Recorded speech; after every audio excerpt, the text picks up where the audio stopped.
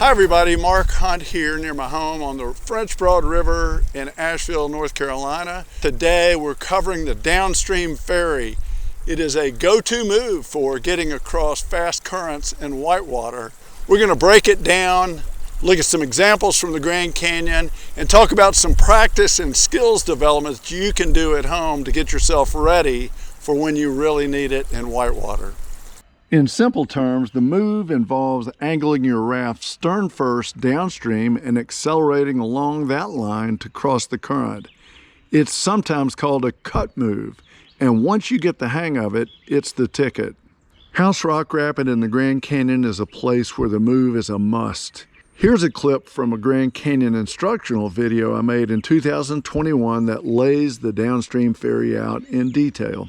This aerial view gives a sense of the layout of the rapid. When you scout it, you'll see that you'll need to exit on the river right at the bottom because there are a couple of stout holes here and here that claim more than their share of flips. Because of the sharp bend, the river tends to take you to the outside or to the left toward those bad holes. So our challenge is going to be working to the inside to avoid them. A closer look during my scouting helps me see that below the shallow area formed by a big cobble bar, the river widens out a bit and the current slows over here on the right, and I see the key to success will be somehow tucking into that area. I have identified the crux of the rapid. In order to make that move through the crux, I'm going to strongly recommend that you use what we call a downstream ferry.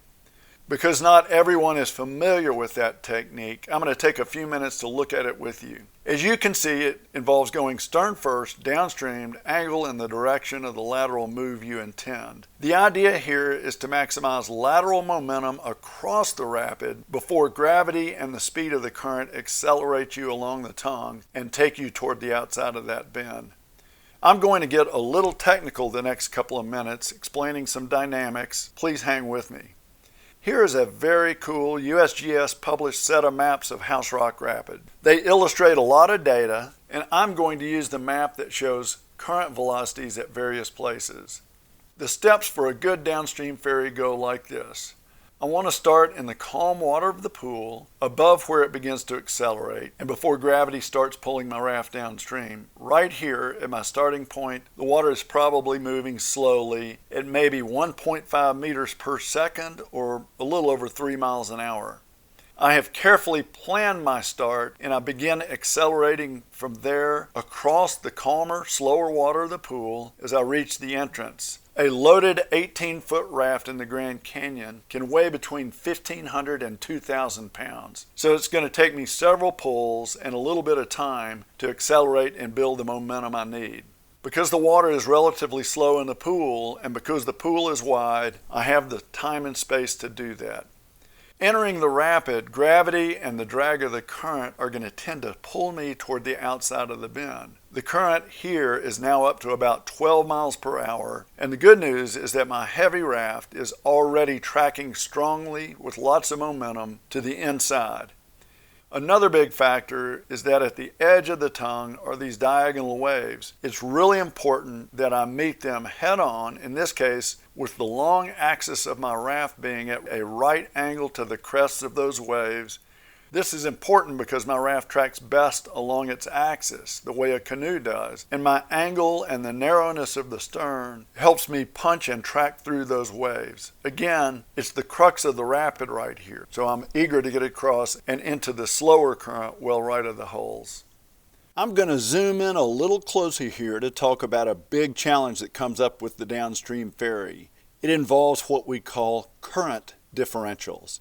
If we look carefully at specific current velocities, we see that here in the main current, the flow is measured at 5.4 meters a second. And here, not far away at all, near the edge of the channel, it's flowing just half that speed, or 2.7 meters per second. It's this kind of contrasting velocity rates that we are referring to when we use the term current differential.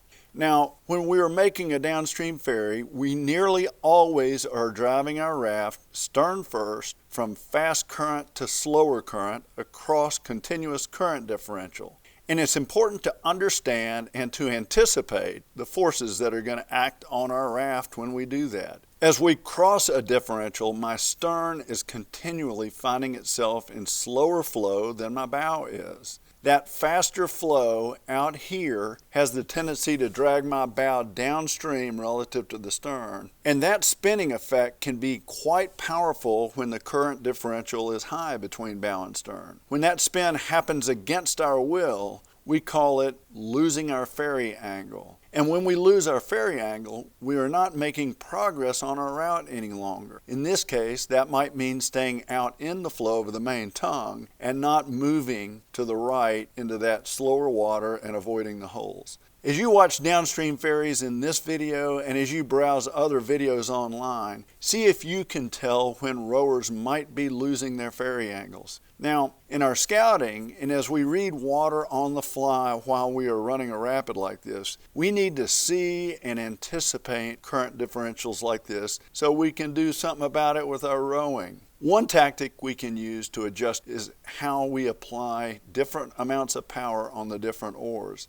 If I anticipate or feel that a current differential is tending to spin my bow to the right, as would be the case here, I can, for the moment, put more rowing power on the left or upstream oar and also lighten the force on the downstream oar. Pulling harder on that upstream oar, of course, has the effect of spinning my stern to the right and my bow to the left, which is opposite the forces that the current differentials are applying to the raft. That can be okay as a corrective measure, but I'd rather be applying my rowing force with both oars to drive me along my desired route if I possibly can. And it turns out there is a way to do that. If I sharpen my downstream angle, or as I usually say, make it a more aggressive downstream angle like this, I can be more successful. Consider this: if my raft is on this angle, the difference in current velocities between bow and stern is smaller, and with the long axis of my raft more closely aligned with current directions instead of crossing them, I'll be using less rowing power to correct my angle and more of it to drive me along my route. In contrast, at this angle, the current differential between bow and stern is the greatest, so the spinning forces on my raft are also the greatest, and I'll be using more of my rowing effort to maintain my angle or correct it, and less of it to drive my raft along the desired route. I know this discussion of current differentials might be a little confusing to you, so here in a couple minutes I'm going to say a little more about this, along with a way you can practice the downstream ferry and get a feel for what I'm describing. But to sum it up, key takeaways here are: 1, in your scouting and as you read water on the fly, look carefully for current differentials and anticipate the spinning forces that they might impart on your raft. 2, be ready to adjust rowing power, especially on the upstream oar, to offset. And 3, perhaps most importantly, be ready to use more aggressive downstream ferry angles where current differentials are the greatest. As we watch downstream ferries underway here, what I hope you'll see is that the primary challenge comes with positioning, timing, managing route, and angle. Notice especially how the rowers are frequently adjusting their accelerations. The downstream ferry is more about timing and finesse than it is about power.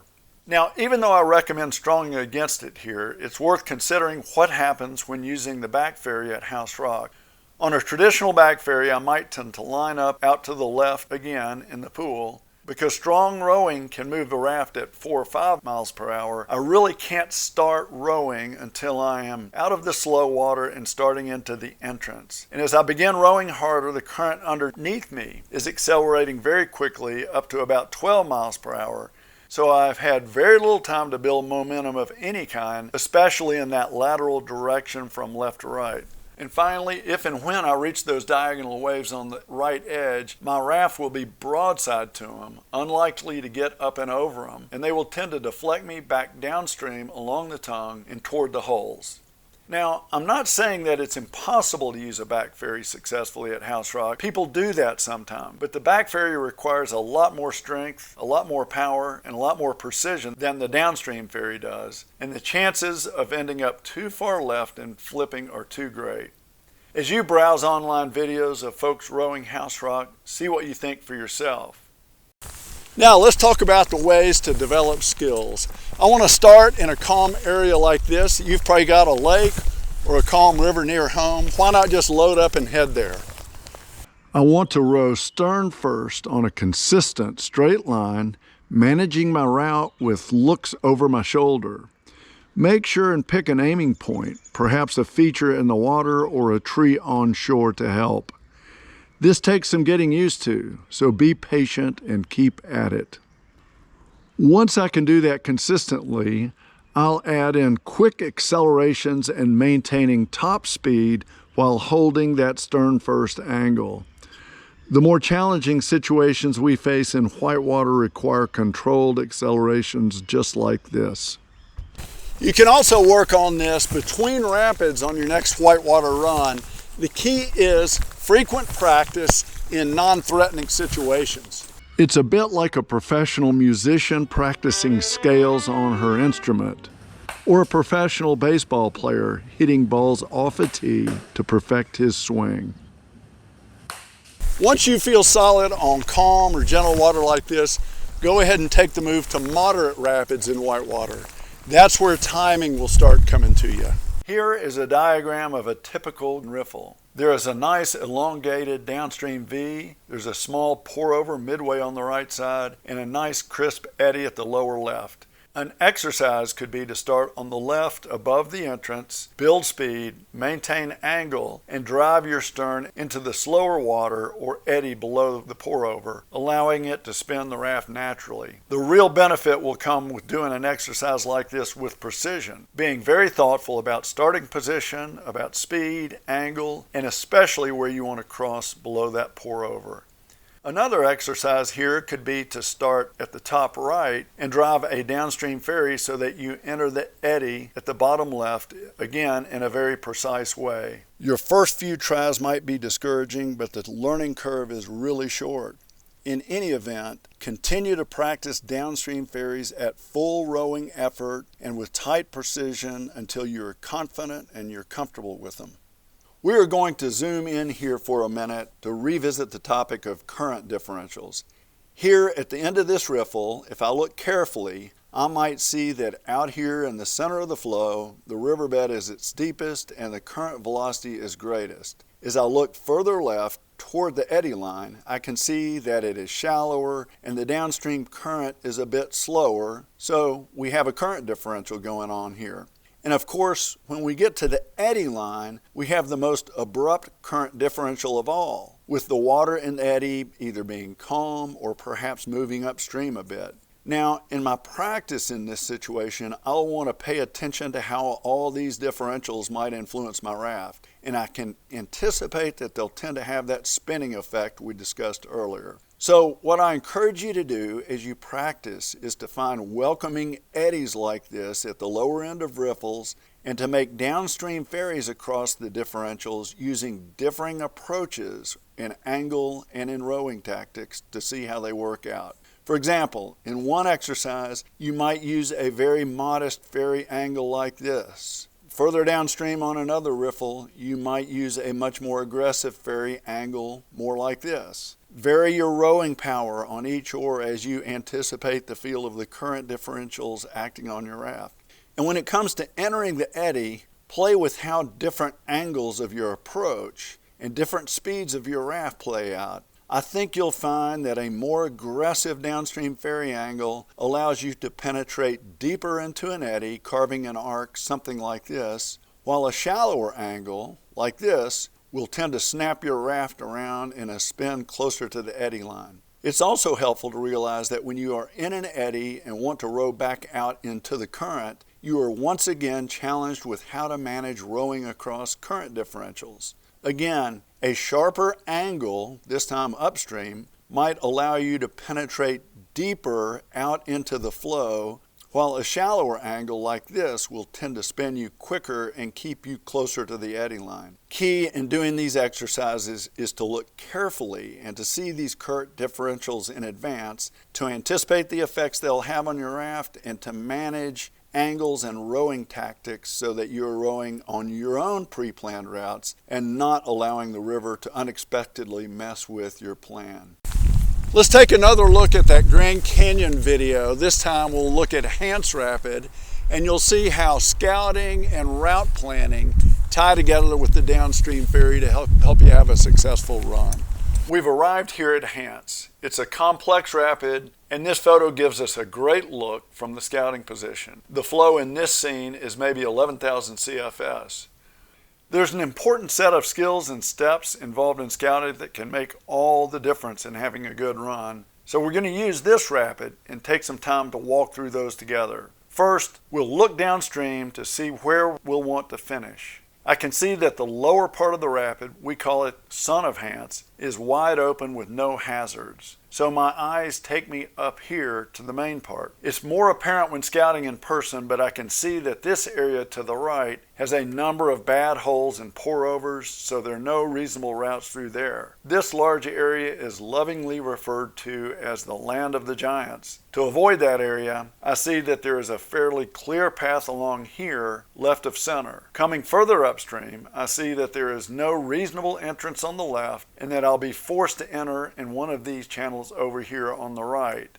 I look carefully as to the direction and the speed of the current, and I notice that those channels are fairly swift, and they actually are directed on a bit of a rightward angle. I'm putting together in my mind now that I'll need a pretty aggressive right to left move to avoid being sent down to contend with those giants. I see that there is this area of eddies and slower water. The biggest part of all that is this large eddy here. We call it the duck pond. And I know that the more I can use the duck pond, the better off I'll be moving to the left. I clearly see now that this is the crux of the rapid, and it all sets up very nicely for a downstream ferry. This channel here seems to be the place to enter because it has a bit of width, and entering here puts me within reach of the slower water in the duck pond that I want to use. Remember that getting momentum in the flat water above the entry can really help with a downstream ferry. So in my mind's eye, I picture where I want to start, right about here, the kind of speed I'll need, my angle, and exactly where I want to be as I enter and move through. A picture like this emerges. I can see my entire route in my mind, and I have confidence it can work. Now comes the most important step, identifying the landmarks I'll use once I'm rowing. I do this because everything looks really different from water level, and it's super easy to lose your bearings once in the river. I'm going to pick just 3 landmarks, as more than that might be too many to keep track of, and I know that if I make it through the crux of the rapid, I'll be able to find my way from there. The first landmark is this initial smooth glassy wave above the entrance.